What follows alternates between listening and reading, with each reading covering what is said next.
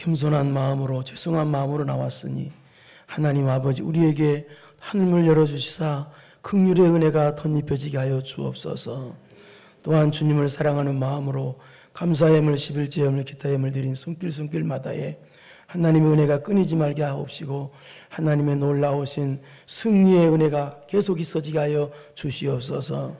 우리가 오늘 또 말씀 받고 세상에 나가서 승리하는 성도 되게 하옵시고 세상 이웃에 넘어가는 성도 되지 말고 늘 영적 싸움 싸워서 승리하는 성도들 다 되게 하여 주옵소서. 모든 영광 하나님께 돌립니다. 예수님의 이름으로 기도드리옵나이다. 아멘. 오늘은 히브리서 히브리인들에게 보내는 그 히브리서를 하는데요. 그러면 히브리인이 누구냐? 유대인들, 이스라엘 백성들을 히브리인이라고 그렇게 말합니다. 그렇다면 왜 히브리인들에게, 즉 유대인들에게 왜 히브리서를 보내는 서신을 썼느냐? 그 이유는 그 히브리인들이, 유대인들이 유대교를 믿죠. 근데 유대교를 믿는 유대인들이 예수님을 만나자 유대교를 버리고 기독교로 개종한 유대 기독교인들, 히브리 기독교인들이 많이 있었어요. 이 당시에. 그런데 유대인들은 옛날이나 지금이나 어떤 사람들입니까? 여러분이 볼 때. 지독한 사람들입니다. 바울 사도가 1차, 2차, 3차 걸쳐서 복음을 전하러 다닐 때 바울 사도를 가장 핍박했던 사람, 바울 사도를 끝까지 죽이려고 했던 사람들이 누구냐? 바울의 동족 유대인들이었습니다. 히브리인들이었습니다. 아주 지긋지긋한 사람들입니다. 그런데 같은 동족 유대인 중에서 그들이 어느 날 주변의 유대인들이 예수님을 믿고 유대교를 믿는데 갑자기 유대교에서 기독교로 개종해 버렸어요. 주변의 유대인들이. 그럼 기존 유대인들이 어떻게 하겠어요? 그 지독한 유대인들이. 예? 그래서 그 유대 기독교인들을, 유대교에서 기독교로 개종한 유대 기독교인들을 기존 유대인들이 엄청나게 핍박했습니다. 막 죽이려고 난리를 쳤습니다. 여러분, 이 잘못된 종교일수록요, 나와 좀 다르면 다른 종교를 살리려고 하는 게 아니라 죽이려고 합니다. 여러분, 이슬람교 있죠? 이슬람교에 보면은 다른 이교도들, 이슬람교가 아닌 이교도들을 죽여라 라고 하는 코란경에 보면은 그 지하하라 그런 말이 있습니다. 그래서 이 이슬람교도들에 의해서 세계 곳곳에 수많은 사람들이 죽어간 것을 여러분 눈으로 똑똑히 봤을 거예요.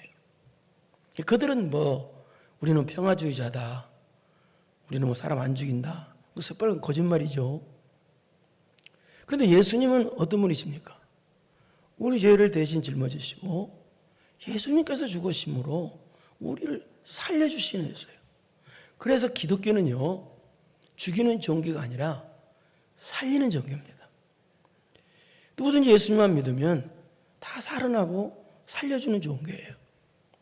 그래서 이 유대 기독교인들이 그 유대교를 버리고 기독교로 개종하는 관계로 기존 유대인들에게 엄청난 핍박이 오기 시작했어요.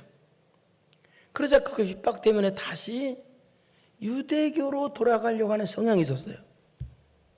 여러분, 예수님을 버린다는 건 뭐예요? 예수님을 버리고 다시 과거로 돌아간다는 것은 예수님 안에서만 생명이 있거든요. 생명을 버리고 사망으로 간다는 거예요. 그럼 그러면 안 되죠. 큰일 나죠. 그런데 유대 기독교인들은 핍박이 심하다고, 히브리 기독교인들 너무 어렵다고, 그래서 동족 유대인들이 그런다고 다시 예수님을 버리고 유대교로 돌아가려고 하는 애떴다, 그 말입니다. 그래서 그것을 방지하기 위해서 기록한 서신이 바로 히브리서입니다. 그래서 히브리서에서는 가장 강조하는 것이 있는데 그게 뭐냐면 예수 그리스도의 우월성을 강조하고 있어요. 자, 이 말은 무슨 말이냐? 강조하는 이 우월성이야. 이 말은 이 그리스도의 우월성이라는 말은 쉬운 말로 말해서 그리스도 오직 예수 그리스도로만이라는 뜻이에요. 오직 예수 그리스도만로만 구원을 받는데 어떻게 어렵다고 예수님을 버릴 수가 있느냐? 오직 예수 그리스도만 믿어야 구원을 받는다는 그리스도의 탁월성, 그리스도의 우월성을 강조한 거예요. 그러니까 예수 그리스도를 향한 믿음을 강조한 것이 이것이 히브리서다 그 말입니다. 그래서 히브리서는 크게 두 부분으로 나눌 수가 있는데요. 1장부터 10장, 오늘은 19절부터죠. 18절까지 이 교리적인 부분이에요. 무엇을 믿을 것인가? 어떻게 믿을 것인가? 방금 전에 얘기했습니다만 이슬람교도처럼 유대교처럼 잘못 믿으면 구원이 없습니다. 종교 다원주의자들은 그렇게 말하죠. 아무거나 믿어도 구원받는다 라고 그렇게 말합니다. 근데 여러분 아무거나 믿으면 구원받습니까? 여러분 돌멩이로 만든 우상을 믿으면 그 돌덩이가 구원을 줍니까? 아닙니다. 살아계신 신은 오직 하나님뿐이었습니다.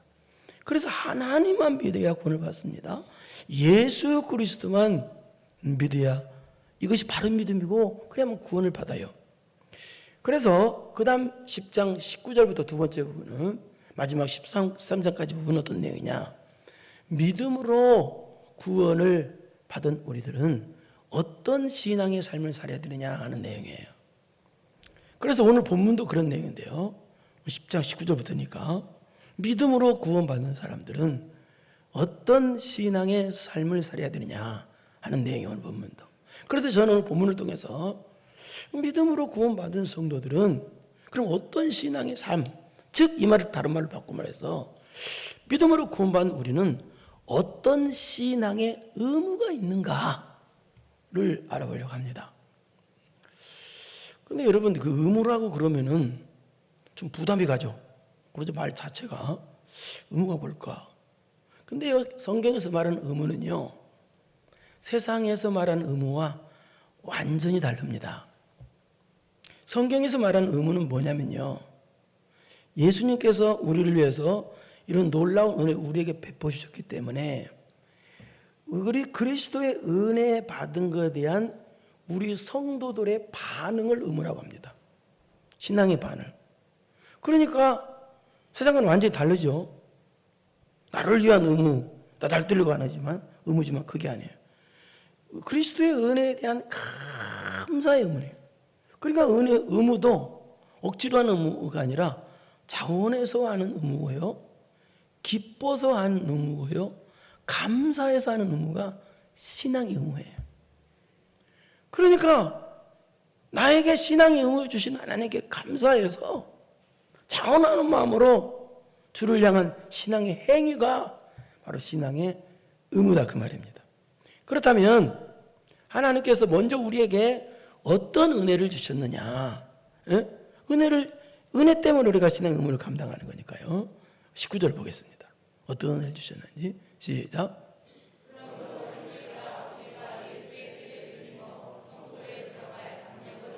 여기 그러므로는 앞에 1절부터 18절까지 받는 말인데, 그런데 앞에 1절부터 18절까지는 앞에 또 1장부터 9장까지를 결론적으로 말하는 말이에요.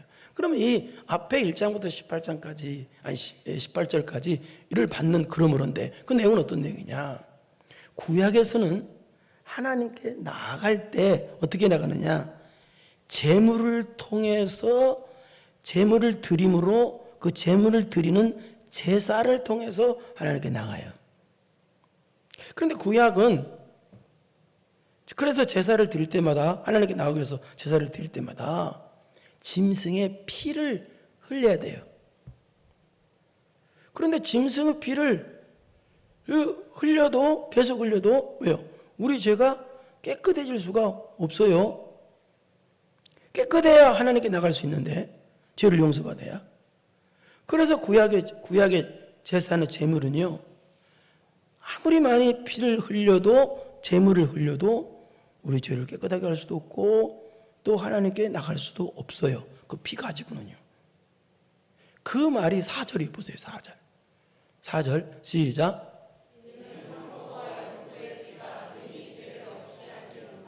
우리 죄를 깨끗게 해야 하나님께 나갈 수 있는데, 그런데 구약에서는 아무리 짐승의 피를 많이 흘려도 우리가 온전히 죄 용서받을 수 없고 하나님께 나아갈 수가 없어요. 그렇게 나가는데, 그래서 어떻게 하셨느냐? 하나님께서 10절 시작.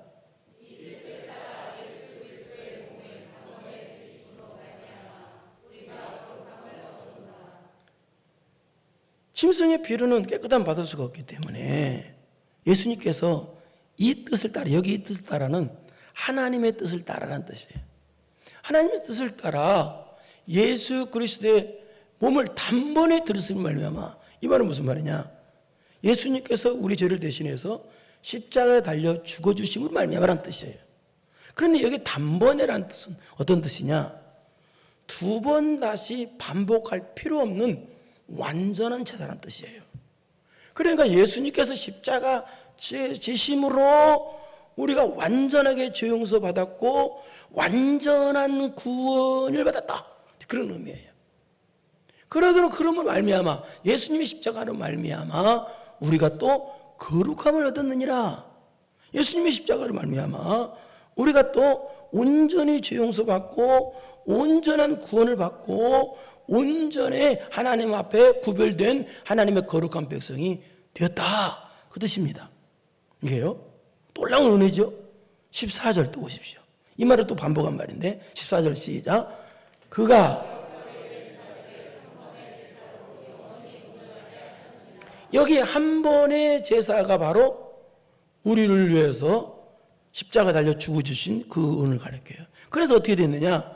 우리를 위해 십자가 달려 죽으심으로 그가 거룩하게 된 자들, 우리가 거룩하게 됐다는 뜻이에요. 그리고 또 우리를 어떻게 됐느냐? 영원히 온전하게 하셨다. 저와 여러분을 영원히 온전하게 하셨대요. 그런데 여러분, 우리가 하나님이 우리를 십자가로 온전하게 하셨는데 우리는 삶을 살 때 어때요? 부족함을 많이 느끼죠. 그렇죠? 저도 그렇습니다. 저도 목사라서 목사답게 살고 싶은 마음이 굴뚝 같아요. 그런데 한 주마다, 매주마다 괴로운 게 있어요. 목사답게 살고 싶은데 참 그러지 못했구나. 그래서 하나님께 죄송하고 교회 앞에 죄송하고 여러분 앞에 죄송할 때가 굉장히 많아요. 내가 왜 목사답게 살지 못했을까? 그런 마음을 가지고 살아요. 그런데 그럼에도 불구하고 우리 하나님께서는요, 우리가 험악고 죄 많은데 근데도 불구하고 우리 하나님께서는 우리가 예수를 믿을 때, 우리가 예수 안에 있을 때 우리의 허물과 죄를 보시는 것이 아니라 우리가 예수를 믿을 때, 우리가 예수 안에 있으면 우리를 예수 안에 있는 하나님의 자녀로 보셔서 우리를 완전한 자로 여기신다는 뜻입니다. 이그 뜻이에요. 그러니까 우리가 예수님 안에 있으면 우리의 부족하고 우리 허물 많은 우리를 보시는 것이 아니라 예수 안에, 십자가 안에 용서받은 하나님의 자녀로 보셔서 우리를 완전한 자로 봐주신다, 그 말이에요. 이거 보통 은혜가 아니죠, 이거요. 놀라운 은혜죠. 우리 같이 부족한 사람을 영원히 그렇게 해주신대요.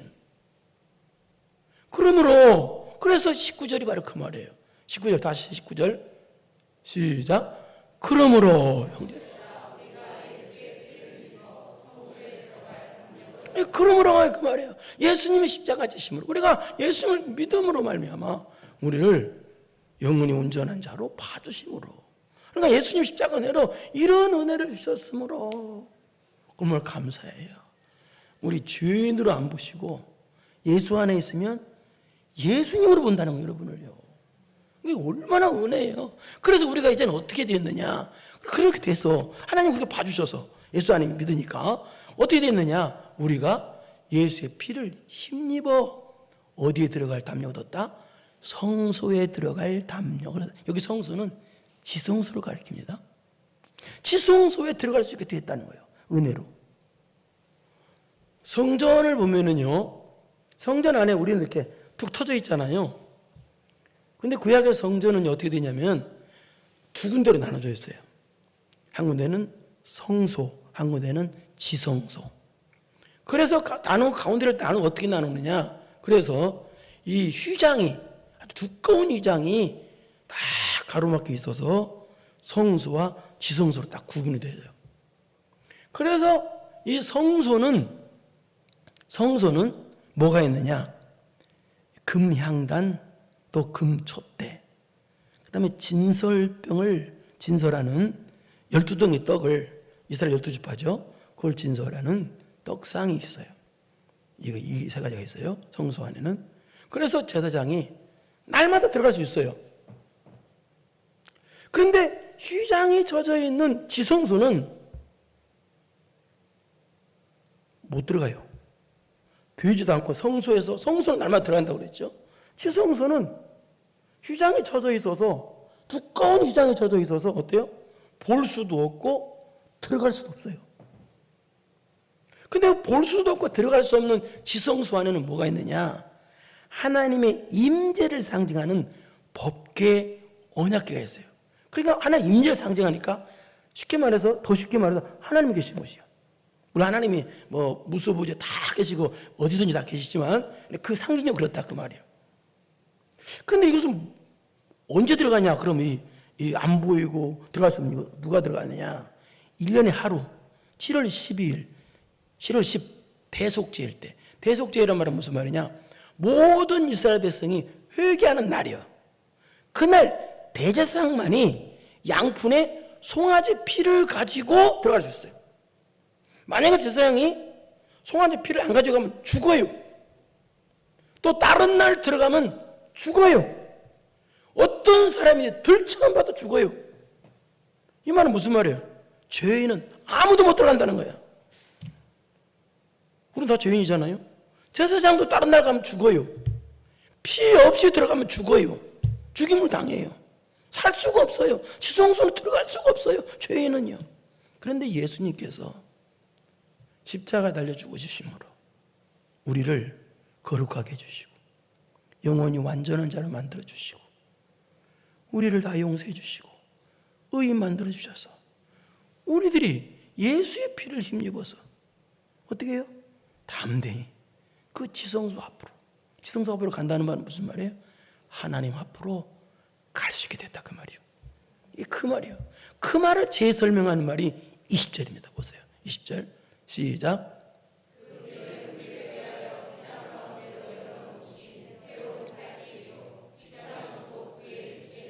그 길은 무슨 길이에요? 지성소 가는 길. 그러니까 하나님께로 가는 길. 그래 다시 설명하지만 어때요? 지성소 가는 길은 어떤 길이에요? 죽는 길이에요. 보통 사람은 못 가요. 들치만 봐도. 거기 와가 들치만 봐도 죽어요. 살 수 없는 길이에요. 우리 마태복음 27장 50절 51절을 보겠습니다. 50절 시작. 예수님께서 십자가 지시고 물과 피를 다 쏟으시고 운명하셨다는 말씀이십니다. 이게. 그런데 예수님께서 운명하시자 그 순간 무슨 일이 났느냐? 51절을 보겠습니다. 시작.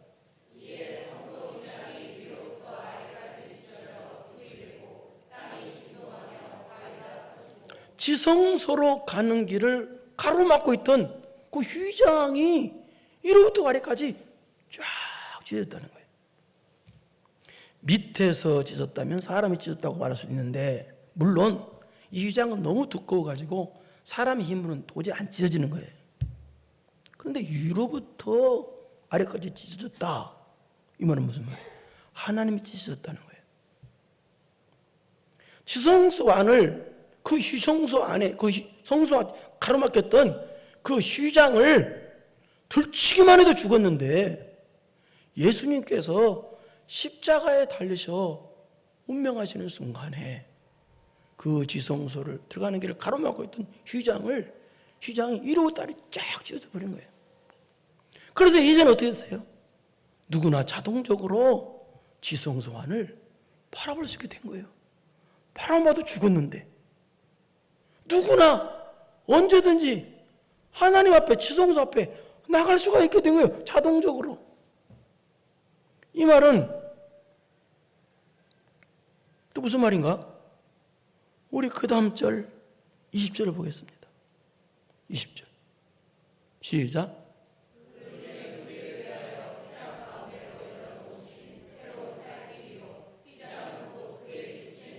네, 그런데 여기 보니까 그 찢어진 휘장을 뭐라고 그래요? 여기서는 뭐래요? 여기서는 휘장은 곧 누구다? 그의 육체다. 누구의? 예수님의 육체래요. 휘장이 예수님의 육체래요. 무슨 얘기입니까? 예수님께서 십자가 지심으로 몸을 찢으시고 살을 찢으시고 피를 쏟으심으로 하나님께 가는 길을 열어주셨다 그 말이에요.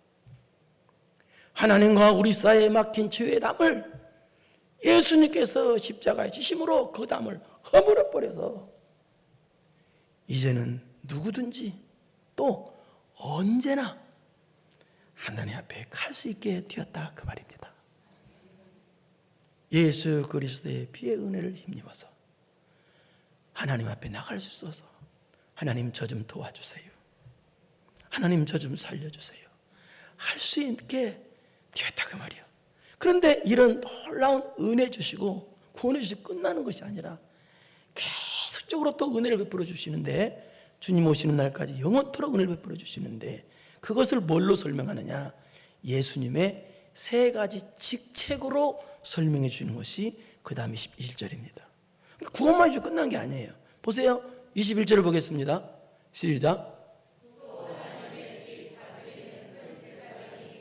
이 말은 무슨 말이냐? 구원의 은혜만 주시고 끝난 것이 아니라 계속해서 은혜를 주시는데 세 가지 직책을 통해서 은혜를 베풀어 주신다는 거예요. 첫째는 뭐냐? 하나님 집 여기는 두 가지 직책만 나왔는데 세 가지 직책이 있습니다.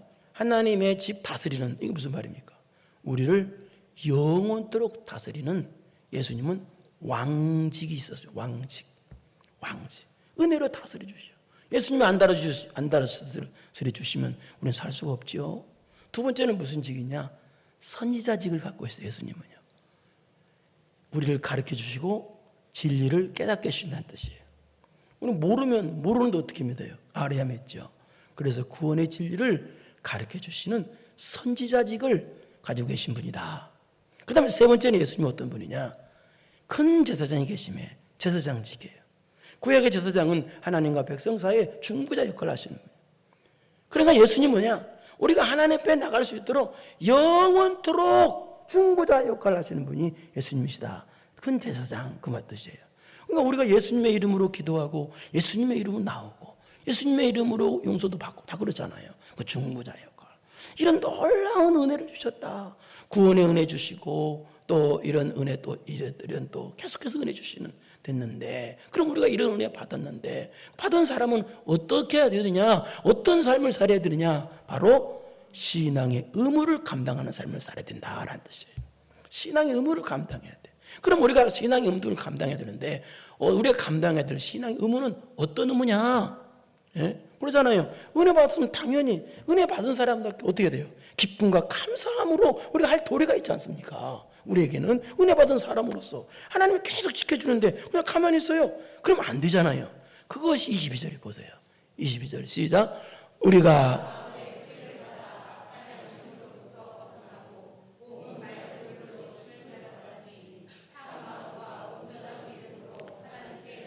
이게 다시 한번 은혜를 말하고 있는 거예요. 예수님께서 십자가 지심으로 말미암아 우리는 믿음으로 말미암아 우리 겉과 속이 다 이제 깨끗함을 받았다. 이제 그런 말입니다. 이게 내 겉도 깨끗함, 속도 깨끗함 받았다. 근데 우리 깨끗함 받았으면 받기만 하면 안 되죠. 우리가 또 깨끗하게 하려고 죄를 버리는 해야죠. 그러니까 이런 은혜, 지금까지 구원의 은혜, 돌보시는 은혜, 깨끗함 모든 은혜 받았으므로 이런 은혜 받은 자는 어떠한 신앙의 의무가 있느냐? 그것이 뭐예요? 그때 보니까 참마음과 온전한 믿음으로 하나님께 나아갈 의무가 있다는 뜻이에요. 참마음과 온전함. 여기 참마음이라는 말은 예수 그리스도의 피로 깨끗하게 된 양심, 또 진실한 마음 뜻이에요. 예수님께서 예수님의 피로서 내 마음을 깨끗게 해주셨는데, 여러분 이제 예배당에 나올 때 어떻게 나와야 되겠어요? 더러운 마음으로 나와야 되겠습니까? 원망과 불평하는 마음으로 나와야 되겠습니까? 아니면 깨끗한 마음으로, 진실한 마음으로 나와야 되겠습니까? 내 마음을 깨끗해 줬으니까 깨끗한 마음으로 나와야죠. 순수한 마음으로 나와야죠. 사모하는 마음, 심령이 가난한 마음, 의에 줄이고 목마른 마음으로 나와야지요. 그런 의무가 있다는 거예요. 두 번째는 뭐예요? 온전한 믿음으로 나올 의무가 있어요. 여기 온전한 믿음이란 말은 하나님만 의지하고 하나님만 신뢰한다는 겁니다. 내 지식과 내 경험과 돈 의지하고 사람 의지하고 반절은 그렇게 하고 반절은 하나님 의지하고, 그게 아니라 온전히 하나님 의지하고 하나님을 신뢰하는 믿음이라는 뜻이에요. 그런데 끝에 뭐라고 그러죠? 그 하나님께 나아가자. 그래, 나가는 목표가 하나님이다. 하나님을 향해서 나가자. 그 말이에요. 왜? 근데 여기서 나가자. 그럼 왜 나가자고 그랬느냐? 그것은 여러분이 하나님께 나오라는 그 자체가 하나님께서 여러분에게 복 주신다는 뜻이에요. 복 주시기 때문에 나오라는 거예요, 하나님께서. 그러니까 안 나오면 안 주신다는 뜻이에요. 기도 안 하면 안 주신다, 그런 의미가 있어요. 가장 어리석은 사람이 누굽니까, 여러분?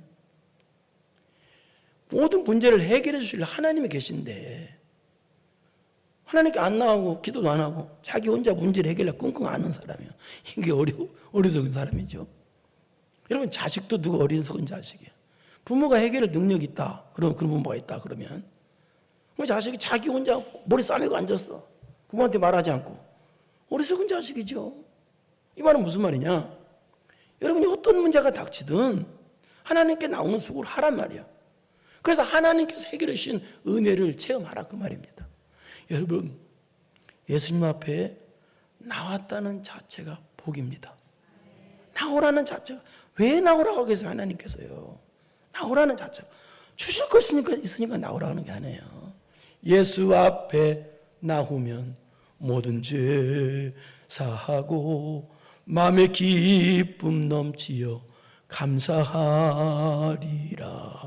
예수님 앞에 나오면 모든 죄 사함 받습니다. 마음의 기쁨을 주십니다. 그런데 어떻게 나오라? 참마음과 온전한 믿음으로 나오라는 거예요. 이게 참마음과 온전한 믿음으로 나올 의무가 있는 것이 바로, 여러분, 두 번째 어떤 의무가 있느냐? 우리 23절을 보겠습니다. 시작.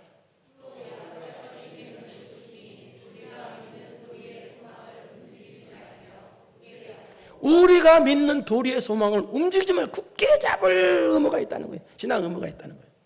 예?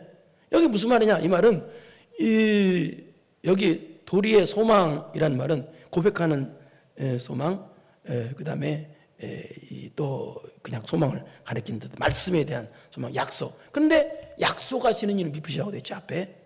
약속에 대한 소망을 가리키는 거예요. 근데 약속에 대한 소망은 무슨 소망이냐? 이걸 약속에 대한 소망을 굳게 잡는 거예요. 이 이런 의무가 있다는 거예요. 근데 우리에게 주신 약속은 어떤 약속이었어요? 여기서 두 가지 동시에 약속을 가리키는데, 미래적인 약속과 현실적인 약속, 두 가지 약속을 가리켜요. 미래적인 약속은 하나님이 여러분에게 주신 미래적인 약속은 뭐예요? 우리 주님이 재림하신다는 약속, 천국의 약속. 그래서 우리는 이 소망, 천국의 소망이 있고 미래에 대한 소망이 있죠. 그 하나님 주신 약속에 대한 소망을 잡으라는 뜻이고, 두 번째 약속은 뭐예요? 우리가 이 땅에서 살면 건진받아야 될 필요성을 많이 느끼죠. 우리가 어려움을 당할 때가 많잖아요. 그때 하나님께 기도하면 현실에서도 하나님께서 건져주신다, 구원해 주신다는 약속을 하셨단 말이에요. 그러니까 미래적인 약속, 현재적인 하나님의 말씀에 대한 약속에 대한 소망을 잡으라는 얘기예요. 그러니까 하나님께서 주신 약속의 소망을 품고 그 하나님께서 주신 하나님의 약속의 말씀에 대한 소망을 굳게 잡을 의무가 우리에게 있다라는 뜻입니다. 그렇다면 우리가 하나님의 약속에 대한 소망을 굳게 잡을 수 있는 이유가 뭐냐? 바로 약속하시는 이는 믿으시기 때문에. 여기서 있잖아요. 무슨 말이에요? 하나님께서 우리에게 약속하시는 것은 하나님께서 반드시 이루어주시는, 하나님은 거짓말 못하시고 전능하시고 반드시 신실하시고 미쁘신 하나님이기 때문에 우리 하나님께서 약속하신 것을 우리가 반드시 소망으로 붙잡을 수가 있다 그 말입니다. 여러분, 성도에게 하나님께서 우리에게 주신 가장 큰 복이 뭔지 아세요? 여러분에게 하나님의 약속의 말씀을 주신 거예요. 그래서 하나님께서 우리에게 약속의 말씀을 주셨기 때문에 우리는 어때요? 죽을 것 같은 어려운 일이 있어도 낙심하지 않냐고 승리할 수가 있는 거예요. 왜? 하나님께서 주신 거짓말 못하시고 반드시 그대로 될 하나님의 약속의 말씀을 주셨기 때문에, 그렇기 때문에 우리는요 이 약속의 말씀에 소망을 두는 사람이에요. 세상은 땅에 두고 명예에 두고 돈에다가 소망을 두지만 우리는 하나님께서 주신 우리의 미래적이고 현세적인 그런 약속의 말씀이 있기 때문에 우리 성도들은 그 약속의 말씀에 소망을 두고 살 의무가 우리에게 있다 그 말입니다. 그 다음에 세 번째, 성도에게는 어떤 의무가 있느냐? 23~24절을 보실까요? 시작. 여기 뭐냐? 사랑으로 돌봐주고 격려할 의무가 있다는 뜻이에요. 그럼 믿음이 강한 자는 믿음이 약한 자를 어떻게 해요? 사랑으로 돌봐주고 사랑으로 격려해 줘야 돼요. 이 말은 무슨 말인가? 다른 말로 말해서 사랑으로 격려하고 돌봐주고 격려해서 영혼을 살려라, 신앙을 살려줘라 그 말입니다. 여러분, 우리 영혼이 살았기 때문에 예수님 은혜로 다른 사람을 살려야 됩니다. 우리도 살릴 의무가 있다는 얘기예요. 그러니까. 그래서 살리는데 뭘로 살려요? 돌봐주고 격려하는 거로 살리라는 거예요. 무슨 얘기요?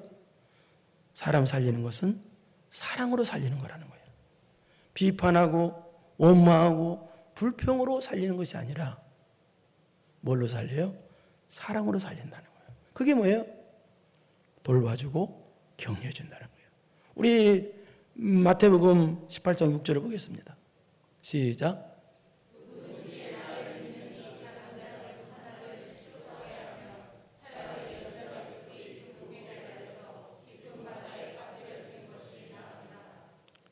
사람을 죽이면 실적이 죽인다는 거예요. 뭘 죽여? 신앙을 죽이는 거. 영혼을 죽이면 어떻게 돼요? 끝장이라는 얘기예요. 끝장. 연자매들 메고 바닷속에 나오지 말라는 거예요. 거기서. 그 끝장이야. 그러려면 어떻게 해요? 살려야 되잖아요. 죽이면 안 돼요. 영혼을 살려면. 그게 뭐예요? 사랑으로 서로 돌봐주고 격려해 주는 거예요. 사람을 죽이는 건요, 두 가지로 죽입니다. 행동으로 죽이고 말로 죽여요. 근데 뭘로 살려라? 격려로 살리라는 거예요. 그래서 여러분이 믿음 약한 성도 주변 사람들에게나 여러분들이 비난하는 말, 비평하는 말, 불평하는 말, 그 사람 죽이는 거예요, 상대방. 그래서 여러분이 예배당 마치고 집에 갔을 때도 결코 교회에 대해서 함부로 말하면 안 돼요. 그러면 여러분 자식들 죽이는 거예요, 신앙을. 그게. 그래서 사람을 살릴 때 행동으로 살리고 말로 살리고 격려라고 하잖아요. 격려. 격려가 뭐예요? 방금 얘기했던 격려. 예? 격려가 뭐예요? 긍정적인 말하는 거예요. 예? 교회 갔더니 은혜를 받더라. 예? 교회 갔더니 예? 우리 목사님 못생겼는데 참 은혜가 되더라. 아멘은 안 됩니다. 아이고 뭐 그런 긍정적인 말, 좋은 말 막 해야 될 거 아니에요. 격려. 그 격려로서 사랑으로 격려로. 그러니까 늘 낙심하고 불평하고 원망. 본인도 죽이고 남도 죽이는 거예요. 식구도 죽이고. 그 의무가 있다는 거예요. 죽일 의무가 아니라 살릴 의무가 있다는 거예요. 네 번째는 어떠면 25절. 자, 25절은 약간 조금 충격적인 의무입니다. 한번 보세요. 시작.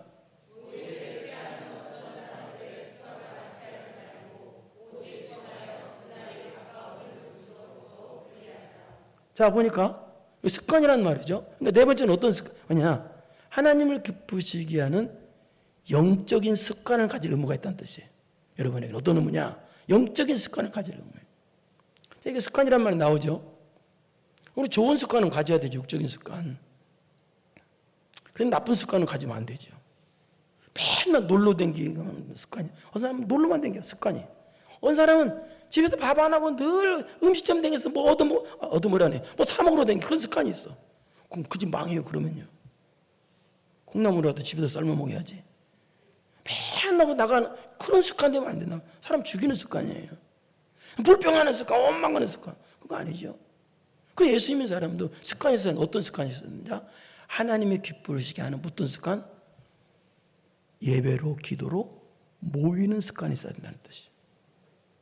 말세지만이 될수록 악한 마귀는요, 여러분이 나와서 예배드리러 나오면 여러분이 살고 영혼이 살고 가정이 살고 집이 살고 개인이 살고 하나님의 능력이 나타날 줄 알기 때문에 어떻게 하든지 여러분에게 방해를 하는데 못 나오도록 어떻게 방해하느냐? 육적인 습관만 갖게 만든다는 거예요. 육적인 습관, 좋은 습관은 몰라도 영적인 습관을 안 갖게 만들고 육적인 습관만 띠따라다 갖게 만든다는 거예요. 이게 마귀 방해라는 거예요. 제가 얼마 전에 어디를 갔는데 70대 정도 되는 어떤 분이 그분을 만났는데요. 아, 세상에 그분은요, 남자분인데 잠시라도 입을 가만히 안 있더라고요. 깜짝 놀랐어요. 주저리. 그 사람 막 침묵하는 습관이 있어야 되는, 말을 함부로 하는 습관이 있더라고요. 근데 그분을 보면서 저분 옆에 있는 사람 참 괴롭겠다 하는 생각을 가졌어요. 예? 우리는 하나님이 기뻐하시는 선한 습관을 가져야 돼요. 그 선한 습관이 뭐예요? 모이려고 하는 습관, 영적인 습관. 그러니까 나도 모르게 예배 때마다 예배당에 와 있어. 여러분들 그렇죠? 예수님도 습관을 쫓아 기도했다고 하잖아요. 예? 나도 모르게 내가 잠 안 자고 여기 와 있지? 새벽기도 앉아있네? 나도 모르게 기도하고 있네? 나도 모르게 예배하고 있네? 영적인 습관들 의무가 있다는 거예요, 여러분이. 습관, 육적인 습관만 가지지 말고 이런 예배로 모이는 습관의 여러분에게 의무가 있다. 이게 그 말이에요. 이런 의무. 여러분은 육적인 습관만 있습니까? 불평하는 습관, 원망하는 습관. 참 골치 아프죠. 그런 사람들. 그런 사람 있어요. 밥을 좋은 밥 먹어도 원망하고, 또 좀 반찬이 나빠도 원망, 많아도 원망. 이렇게 쓸데없이 많은 걸 차렸어. 그렇게 원망하고. 적게 차리면 왜 오늘은 풀만 있어. 고기는 없고. 왜 그런 사람도 있죠. 습관이야, 습관. 우리는 마귀는 그래서 육적인 습관만 하게. 영적인 습관을 가져야 될 의무가 있다. 사랑하는 성도, 우리는요, 예수님 십자가 은혜로 우리는 지성소 앞으로, 하나님 앞으로 갈 수 있게 되었고, 거룩한 하나님의 백성이 되었습니다. 나를 거룩하게 만드시고 하나님의 백성 만들어주신 은혜를 생각해서라도 우리는요, 의무를 감당을 잘해야 됩니다. 가정도 유지가 되려면 남편으로서 의무, 아내로서 의무, 자식으로서 의무, 부모로서 의무를 잘 감당해야 돼요. 성도도 마찬가지입니다. 성도로서 의무를 감당해야 돼요. 그게 뭐예요? 첫째, 참마음과 온전한 믿음으로 하나님께 나올 의무. 말씀이 하나님의 약속의 말씀에 대한 소망을 두고 하나님의 약속의 말씀에 소망을 굳게 붙잡을 의무. 다른 데 소망 두지 말고 약속의 말씀에 소망을 두고 약속의 말씀에 굳게 약속의 말씀 굳게 잡을 의무. 그 다음에 사랑으로 격려하고 사랑으로 베풀어주고 사랑으로 격려해줄 의무. 그래서 영혼을 살리는 의무. 여러분, 병든 심령을 살리는 최고의 약은 사랑의 약이에요. 사랑의 약만 그 사람을 살릴 수 있어요. 그 다음에 네 번째요, 육적인 습관만 가지려고 하지 말고 영적인 습관, 모이려고 하는 습관, 기도하는 습관, 이런 영적인 습관을 갖는 것이 여러분의 의무다, 그 말입니다. 이런 의무 잘 감당해서 우리 주님 오시는 날 영광의 면류관 주인공 되는 여러분 되기를 축원합니다. 걸어가시고 내려오신 아버지 하나님 감사합니다. 우리에게는 놀라운 은혜가 주어졌습니다. 놀라운 복이 주어졌습니다. 이제는 하나님에 대해서 거룩한 반응을 해야 됩니다. 은혜 앞에 반응, 그것이 바로 신앙의 의무인데 신앙의 의무를 잘 감당하게 하옵소서. 참마음과 온전한 믿음으로 하나님께 나오고 약속의 말씀에 소망을 두고 베풀고 격려함으로 영혼 살리고 육적인 습관만 가지려고 하지 말고 하나님을 기쁘시게 하는 영적인 습관 가져서, 그래서 의무 감당해서, 그래서 하나님을 기쁘시게 하는 복 있는 성도들 다 되게 하여 주옵소서. 예수님의 이름으로 기도드리옵나이다. 아멘. 이제는 우리 구주 예수 그리스도의 은혜와 전능하신 하나님 아버지의 무한하신 사랑하심과 성령님의 교통교제 감동감하심이 신앙의 의무 잘 감당해서 하나님을 기쁘시게 하는 복 있는 성도 되기로 마음 깊이 결단하고 돌아가는 사랑하는 성도들 머리머리 위에 이제로부터 영원토록 함께 있을지어다. 아멘.